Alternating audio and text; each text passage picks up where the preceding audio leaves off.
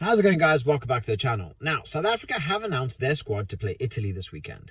If there's ever going to be a day or a chance that Italy can get a win over the Springboks, it is going to be this weekend. Rassie has made almost complete changes throughout the squad. We are playing second and third tier squads, so they do technically have a much better chance. I mean, Italy are still a very strong, very aggressive side that, you blink twice and they will happily put a couple tries past you. But even though Rassie is playing our second and third tier choices, that does not make us any weaker. We are still playing a lot of elite level talent, and thankfully our depth is so good that even if we are not playing our number one choices, we are still playing a team that can beat pretty much any team in world rugby. So, I mean, we take a look at the squad. We have Zachary Porthan making another start. He's obviously in the eyes of Rassie Erasmus. This guy, this kid, although he didn't exactly have the longest stint in the last game that he played, he still put in a very, very good performance. But otherwise, we do have Boan Venter and Johan Grobelaar as the pack. We have Jean Klein and then Franco Marstert as the lock pairing. I think it's the first time this year that they've actually started together. So we have elite experience. We got a lot of talent, and the Italians are not going to be happy to see these two pairing up with each other. In terms of the back, Kolisi keeps his number 6 spot. A guy's a centurion. What more could you want? He's our captain. He's definitely going to be starting. And then otherwise we have Ben Jason Dixon and we have Marco van Staden at 8. So it's not very often you tend to see Marco at 8, but he is definitely one of those players that he is a game changer. He's going to be running heavy with that ball.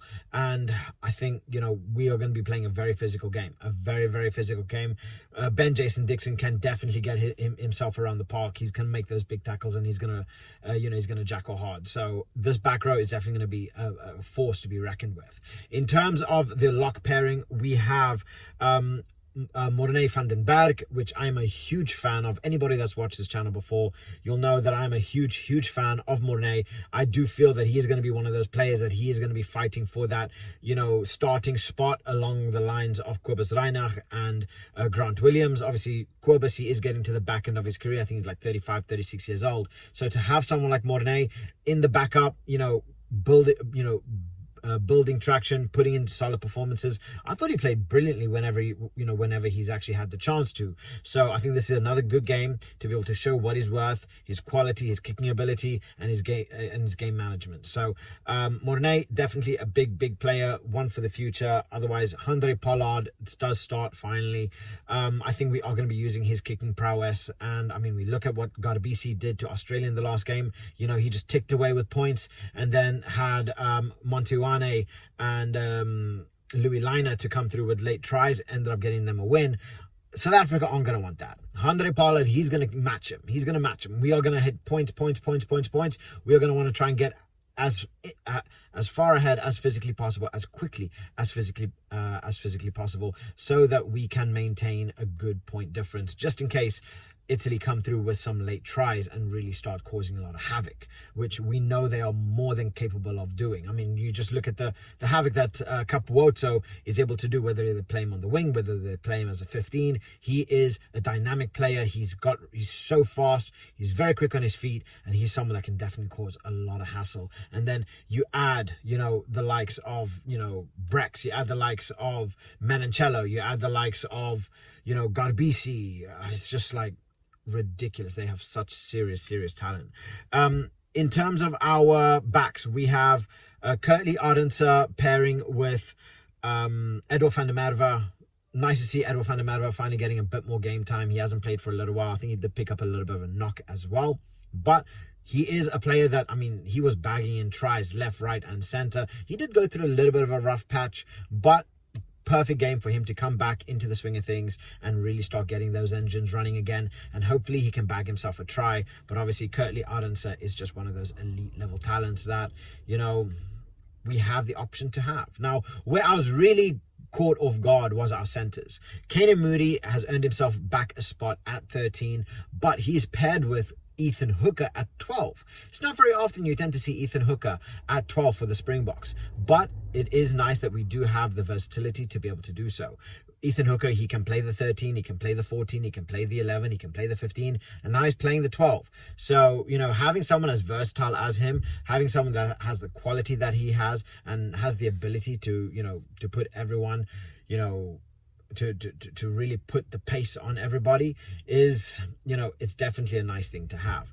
So, Ethan Hooker is definitely going to be causing a lot of issues for a lot of people. Otherwise, we do have Damian Willemse as the 15 in the end. Our replacements are Steenkamp, Wilco Louw, Argus Neyman, Ruan Nokia, Andre Esterhuizen, Kwagga Smith, Grant Williams, and then Manny Liebach. So at any point, if we need anything, we have the quality, whether it's Kwagga, whether it's Esterhuizen, whether it's Argus Neyman or Ruan Nokia. I mean, we saw Ruan Nokia coming up against France with one man down, and he put in a performance. Honestly, South Africa put in a performance like they had 20 men on the pitch instead of 14. And yeah, we have the pace, we have the power. Just having someone like Wilco Louw to be coming on in the 55th minute, he provides that same kind of that same kind of effect that someone like Tamaiti Williams puts in. He comes on the 55th minute and he just wrecks shop. He puts everybody to burn, and he's a monster in the scrums, big hits, and basically just puts everybody through their paces. And then you have someone like Andre Esterhuizen, who's pretty much a forward, but it's nice that again we can have that versatility where we would normally tend to have Esterhuizen as a 12. We now have him on the bench. He could cover the back row if needed. He can cover the 12 as well. So yeah, there's a lot of rotation, and this is something I think Rassie is working on, is rotation around our back row, rotation around our backs, rotation around our locks and our props. So giving someone like Zachary Porthan more time, giving him that extra little bit of development, because he's been killing it at all stages, of international level.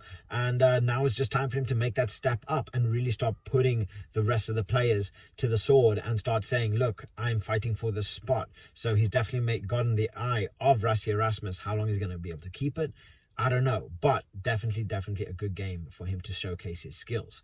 So South Africa have a solid squad. They have a lot of talent on show here. There's been a lot of changes, but honestly, this just builds depth. And if there's ever going to be a game that's going to need to be built, it's going to be this game. Give our other players a little bit more time to rest as well. It's been a very, very long season so far, whether it's been the URC, whether it's been a Rugby Championship, and now the Autumn Nations.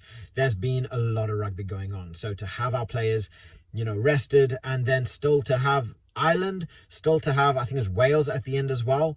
It's a long season. So we are definitely going to need, our players to be best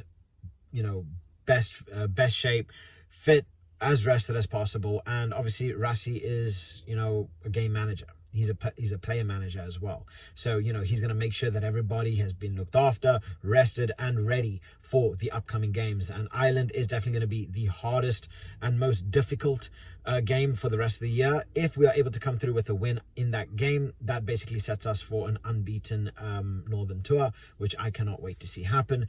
But otherwise, drop your thoughts in the comment section below. Who do you think is going to be man of the match? Who's going to be the standout performer? And what are your predictions? I'll catch you guys later. Bye.